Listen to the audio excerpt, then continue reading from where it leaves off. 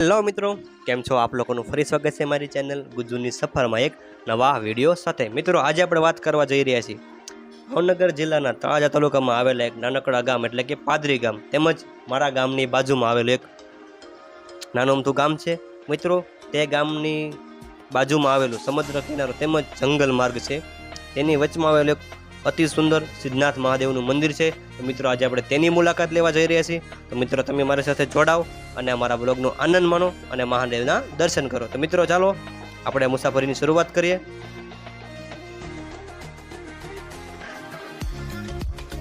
તો મિત્રો, તમે જોઈ શકો છો અમે ટુ વ્હીલ માર્ગે જઈ રહ્યા છીએ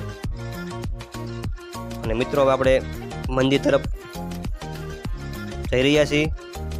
આ મંદિર તરફ જવાનો માર્ગ છે। મિત્રો, તમે બંને બાજુ જોઈ શકો છો, બંને બાજુ જમીન એકદમ વિરાન છે, તમને બાવળ સિવાય કાંઈ પણ એક પણ ઝાડ જોવા નહીં મળે।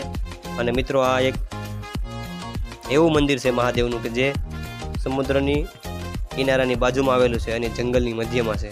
તો આપણે તેની મુલાકાત લેશું, તેના ઇતિહાસની વાતો કરશું, તેમજ આજુબાજુ બીજી પણ જગ્યા આવી છે તેની પણ વાતો કરશું। અને મિત્રો, ખાસ જે લોકોએ મારી ચેનલ સબસ્ક્રાઈબ ના કરી હોય ગુજ્જુની સફરને, એકવાર અવશ્ય સબસ્ક્રાઈબ કરી લે, જેથી તમને આવા ધાર્મિક વિડીયો ભવિષ્યમાં મળતા રહે। મિત્રો, હવે આપણે આવી ગયા છીએ ભગવાન મહાદેવના સાનિધ્યમાં। તો આપણે આપણી ગાડીને પાર્ક કરીને ફરી તમારી સાથે જોડાઈશું અને આ મંદિરની મુલાકાત કરાવીશ। તો મિત્રો, જોડાઓ અમારા બ્લોગ સાથે।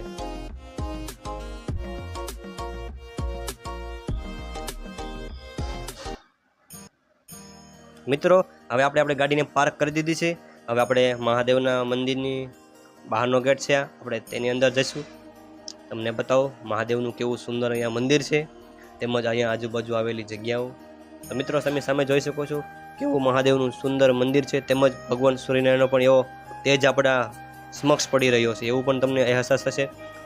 મિત્રો, તમે સામે જોઈ શકો છો અહીંયા મહાદેવનું એક સુંદર મંદિર છે, આપણે તેના દર્શન કરશું, તમને પણ તેના દર્શન કરાવું।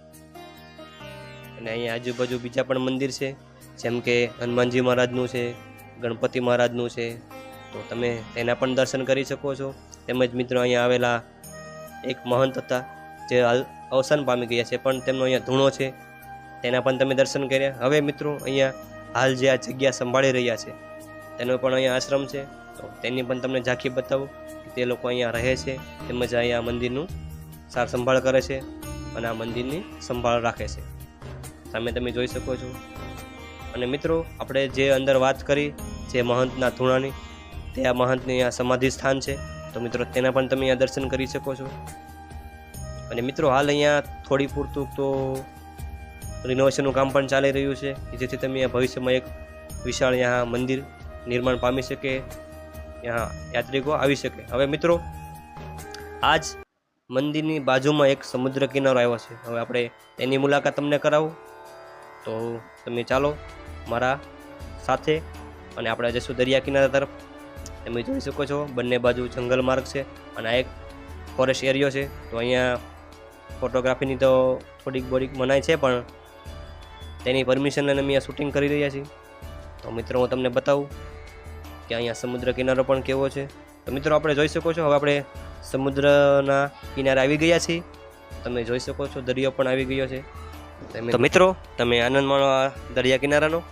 અને મિત્રો, ખાસ કહેવાનું કે આ સિદ્ધનાથ મહાદેવની મંદિરની બાજુમાં જ 3 થી 4 કિલોમીટરના અંતરમાં એક બે એવા પણ મંદિર આવી ગયા છે જે સેમ આ દરિયા કિનારાની તટે જ આવેલા છે, તો તે છે માતા મેરડી માતાનું મંદિર તેમજ માતા સિકોતર માતાનું મંદિર। તેની મેં લિંક ડિસ્ક્રિપ્શનમાં તમને આપી દીધી છે, તો તમે ત્યાં જઈને તે વિડીયો બંને જોઈ શકો છો।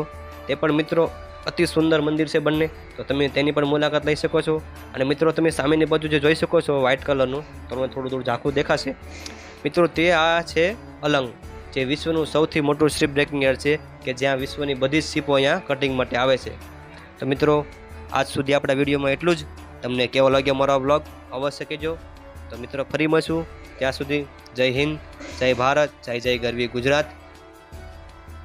અને મિત્રો, એકવાર જતાં પહેલાં તમને ફરીવાર વિનંતી કરું છું કે મિત્રો અવશ્ય મારી ચેનલને સબસ્ક્રાઈબ કરો ગુજ્જુની સફરને, જેથી તમને આવા ધાર્મિક વિડીયો ભવિષ્યમાં મળતા રહે અને આપણા વારસો જળવાઈ રહે, તેમજ આપણો વારસો આપણા બધા ગુજરાતીઓ તરફ સામે આવે કે આપણી આસપાસ કેવા મંદિરો છે આપણો, તો તેની પણ ઇતિહાસની વાતો થોડીક થઈ શકે, જેથી મારો એક આ એક ઉદ્દેશ છે જે તમે મારી સાથે બનીને સાકાર કરો.